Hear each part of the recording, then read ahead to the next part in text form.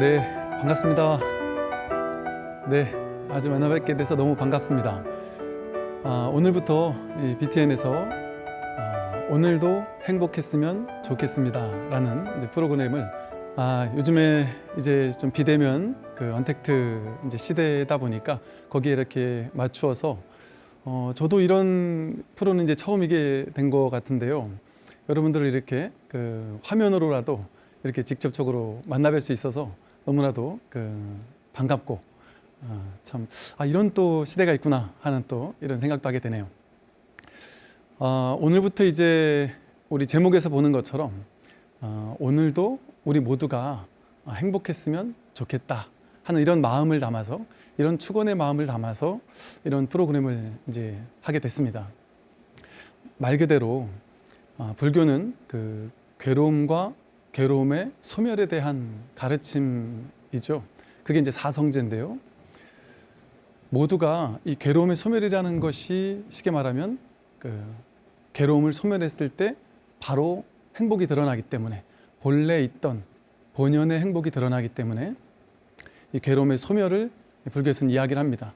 그것을 좀 긍정적으로 말했을 때 이제 행복이다라고 이렇게 얘기를 할 수가 있겠죠.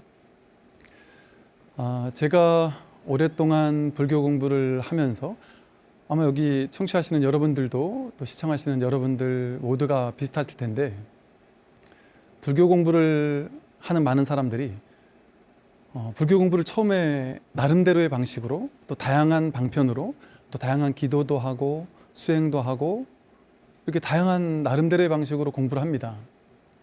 저 또한 그렇게 다양한 그 방편의 가르침을 공부를 해 왔었고요.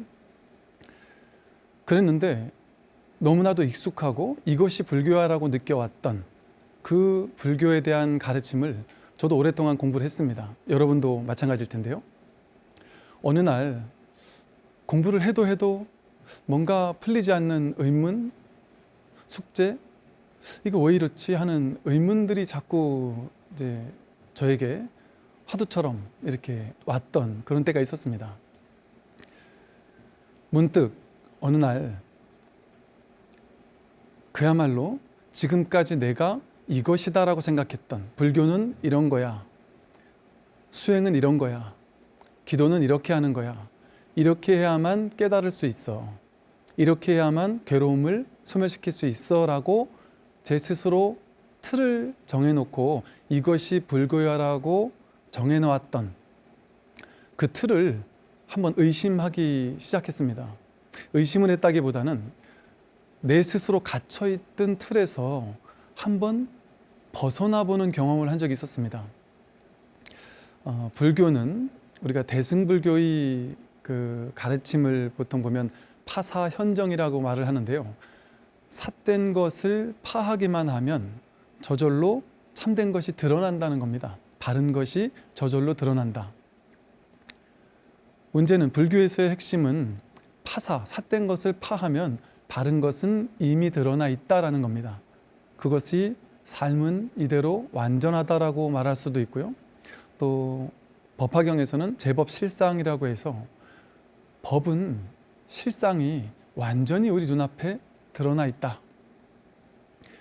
사실은 우리 모두가 완전한 행복의 가능성, 괴로움 소멸의 가능성, 자유로움의 가능성, 무한한 이 평화와 행복과 자유를 누릴 수 있는 그 모든 가능성이 사실은 우리 모두에게 이미 갖추어져 있습니다.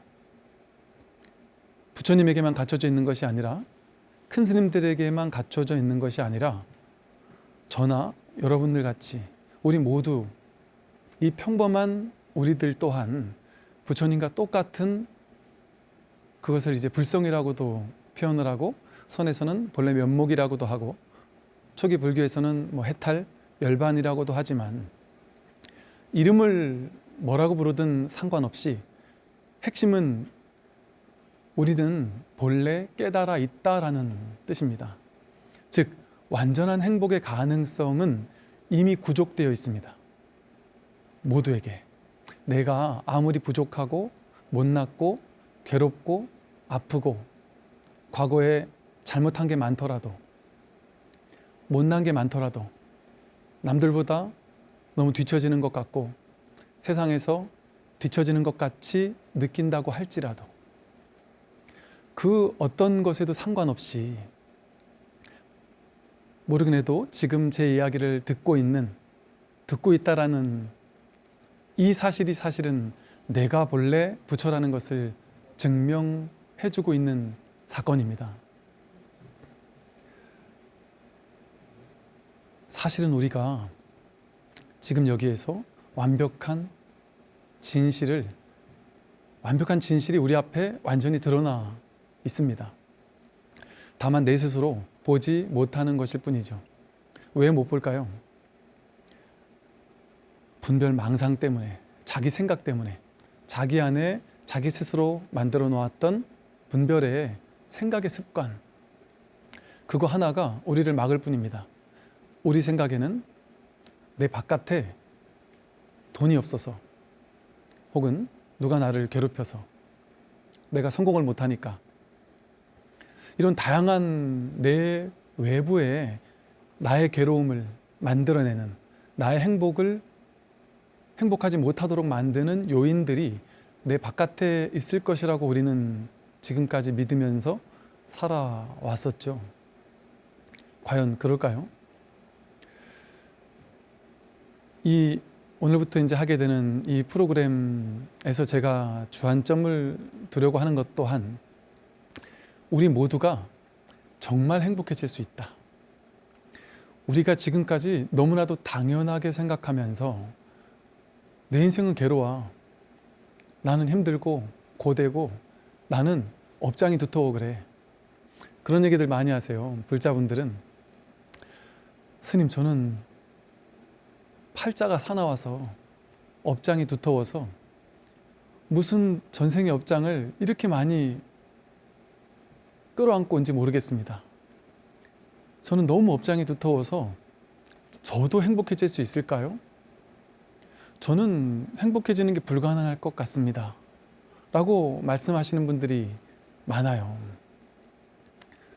저 또한 어찌 보면 한 20년 넘게 목탁소리라는 걸 통해서 많은 분들과 공부를 하고 또 힘든 많은 분들을 만나왔었습니다. 정말 제가 그분들의 힘들고 고통스럽고 괴로웠던 그 이야기를 듣는 것만으로도 제가 막 가슴이 저려오는 그런 때도 있었고요. 저렇게까지 힘들 수도 있구나. 사람이 저렇게 힘겨울 수도 있구나. 저 또한 막 함께 눈물을 흘리는 그런 때도 있었습니다. 그런데 제가 한 20년 그 많은 분들을 만나오고 이야기하면서 느꼈던 것은 확실하게 그 모든 괴로움은 소멸될 수 있구나. 자기에게서, 내 바깥에서, 어딘가에서 내 바깥을 향해서 쫓아나가고 추구하는 마음으로 얻는 것이 아니라 이미 자기에게 그 완전한 행복이 구족되어 있다. 이미 구족되어 있다. 이 사실이 저를 얼마나 참 행복하게 해주고 다행스럽다라고 느끼게 해주고, 또 이 사실을 많은 분들, 많은 우리 도반님들, 법우님들, 우리 신도님들을 통해서 제가 직간접적으로 보고 경험하면서 정말이구나, 우리 모두의 괴로움은 해결될 수 있구나, 그것을 느꼈습니다. 아시는 분들은 아시겠지만 제가 또 지난 20년 넘게 군승 법사로 군에서 군 장병들을 포교했었습니다. 너무나도 힘들고 괴로웠던 친구들도 많이 만나보지 않았겠습니까? 그런 친구들을 만나면서 제가 그런 젊은 친구들과 대화를 나누고, 그들은 어찌 보면 불교의 비읍자도 모르는 친구들도 많았거든요.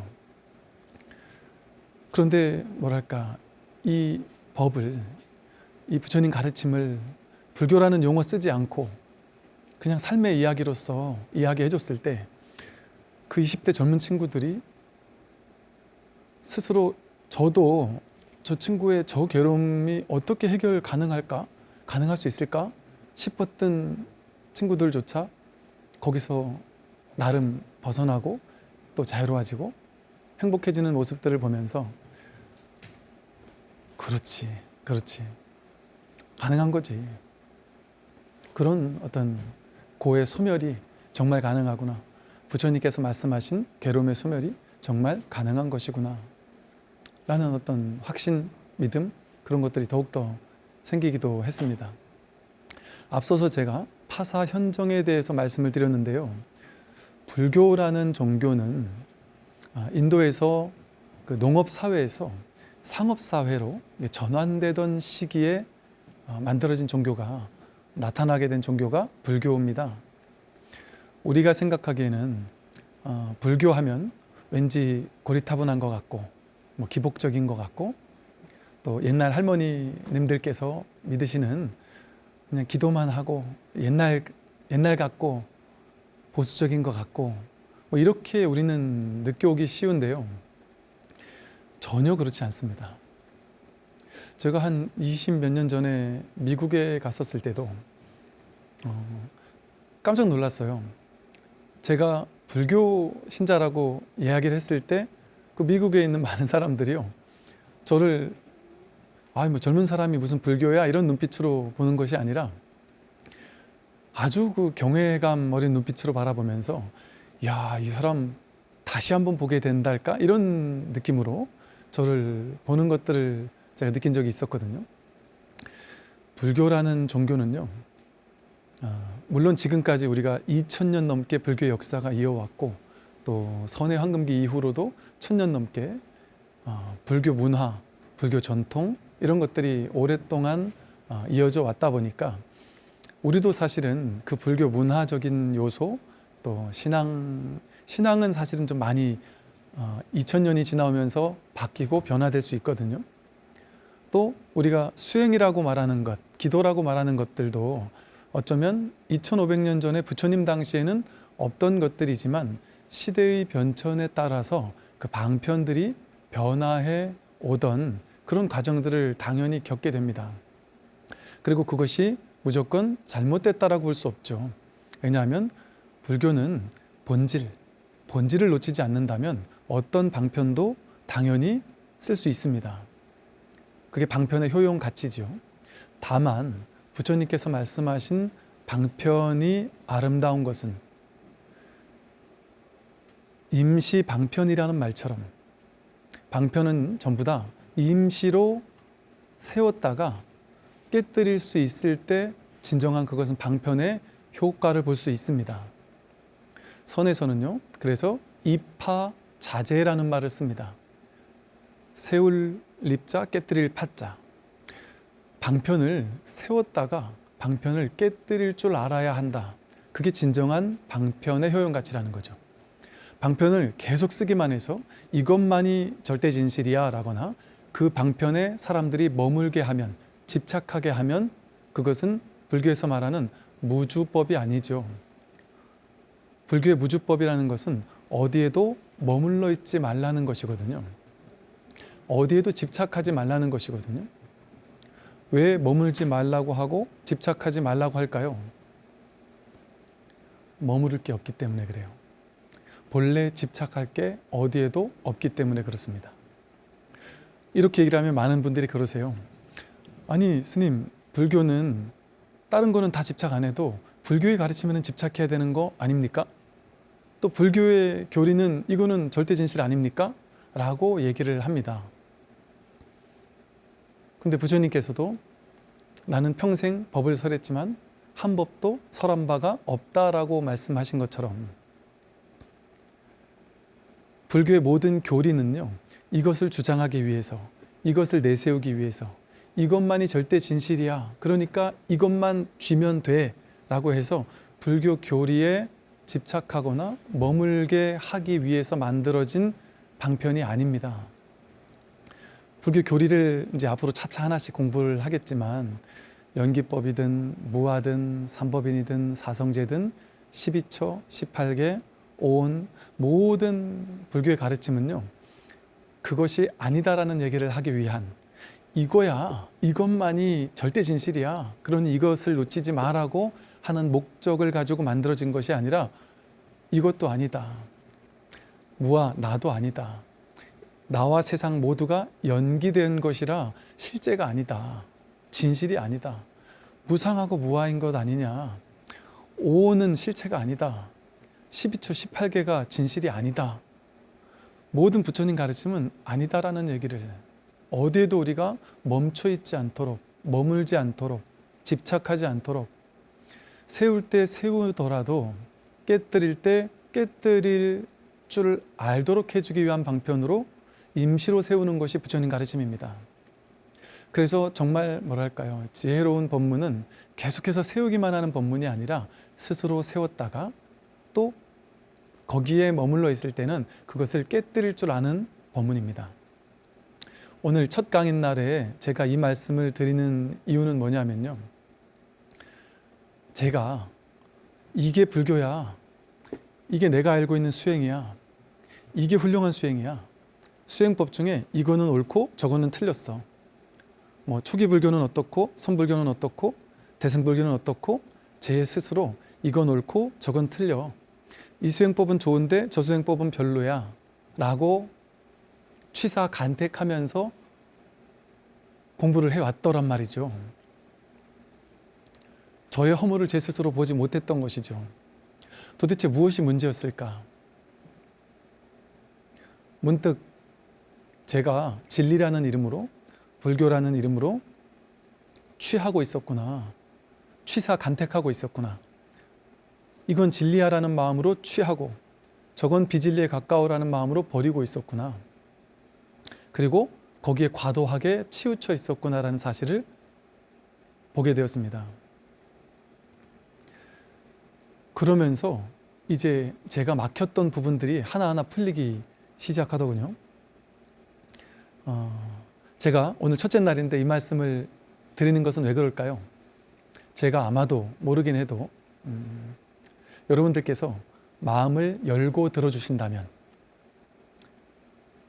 취사간택하는 마음으로 저 스님 이러고 팔짱 끼고 앉아서 이 스님 설법 잘하네, 못하네, 저에겐 너무 어렵구나, 내가 들을 만한 근기가 안 되겠다, 저에겐 뭐 다 아는 얘기야, 너무 쉽구나, 이런 식으로 취사간택하는 마음을 잠시만 유보한 채 열린 마음으로, 마음을 열고 한번 들어봐 주십사 하는 말씀을 하고 싶은 거예요. 왜 그러느냐, 제가 그랬던 것처럼 그동안 제가 불교계 안에서 좀 치우쳤다고 느꼈던 부분들을 때로는 깨뜨리는 이야기들을 하기도 할 겁니다. 내가 세워놨던 사람들이라면 이것이 깨뜨려지지 않고서는 괴로움의 소멸은 쉽지 않습니다. 많은 사람들이 너무 괴롭다라고 할 때 10년, 20년, 30년 하나의 지점에서 30년 동안 그 괴로움을 깨뜨리지 못하신 분들을 봬요. 근데 그분이 사로잡혀 있는 지점을 말씀을 드려도 이해하지 못하십니다. 심지어 어떤 분들은 무슨 말씀을 하세요, 스님?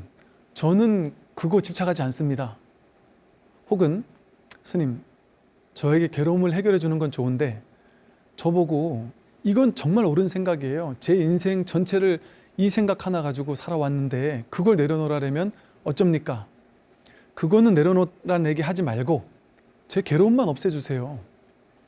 당신이 쥐고 있는 거 요거 하나는 놓지 못하면서 이것 때문에 괴로운데 이거 놓으란 말은 절대 하지 마십시오, 스님. 근데 내 괴로움은 해결해 주세요. 그렇게 얘기하더란 말이죠. 그거 내려놓으라 했을 때 결코 못 내려놓습니다. 그런데 마음을 열고 문득 그 한 생각을 내려놓았을 때요, 그분들 표현이 어떠냐 하면, 어떻게 나는 한 생각 내려놓은 것뿐인데 내가 지난 10년, 20년, 30년을 이 한 지점에서 끊임없이 괴로워했다라는 사실이 믿어지지 않습니다. 아니, 이렇게 자유로운 걸 내가 왜 공연히 붙잡고 있었죠? 붙잡을 만한 가치가 있다라고 굳게 믿었었는데 지금 보니까 제 생각이었네요. 사실은 자기의 허물에서 놓여나면, 그래서 불교에서는 이걸 경전에서 보면요, 자기 눈에 눈병이 있으면 허공에 허공꽃이 흩어진다, 이런 이야기가 있어요. 자기 눈병인 줄 몰랐던 거예요. 바깥에 이렇게 허망한 무언가가 실제 있다라고 착각했던 것이죠. 사실은 모든 것이 자기 허물입니다. 이 사실을 받아들일 수 있는지 한번 스스로에게 되물어 보십시오. 내가 지금 겪고 있는 모든 괴로움의 문제는 전부 다 내 문제입니다. 내가 해결할 수 있는 문제입니다. 문제의 원인이 100% 나에게 있다라는 사실이 받아들여질 때 어떤 일이 벌어지느냐 하면, 문제를 해결할 수 있는 힘과 지혜가 나에게 있구나. 바깥에 있는 것이 아니었구나. 내가 노력이 부족해서 그런 것도 아니었고, 공부를 덜해서 그런 것도 아니었고, 돈이 부족해서 그런 것도 아니었구나. 자기에게서 그 원인이 있다라는 사실을 자각하게 되는 순간, 바깥으로 늘 쫓아다니던 자기 한 생각이 자기 내면을 향하게 됩니다.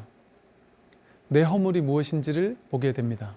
이제 앞으로 차차 공부를 하겠지만, 나 아닌 타인, 이 세상, 나도 진실이 아니고 이 세상도 진실이 아니에요. 한 생각 허망한 망상이 나를 조작해서 만들어냈을 뿐이고, 세상을 내가 조작해서 만들었을 뿐입니다. 내가 부모님이 나를 낳게 해줘서 나는 부모님 뱃속에서 태어났는데요? 아닙니다. 자기 마음 하나에서 한마음 일심이라고 하는, 본래 면목이라고 하는 자기 마음 하나에서 삶과 죽음도 나왔고요, 나도 너도 나왔고요, 이 세상 모든 존재가, 이 세상 우주 만유가, 삼라만상 모든 것이 자기 마음에서 나왔어요. 세상 안에 내가 와서 살다가 가는 것이 아니라 내 마음 안에 이 우주가 펼쳐지고 사라지고 하는 거예요.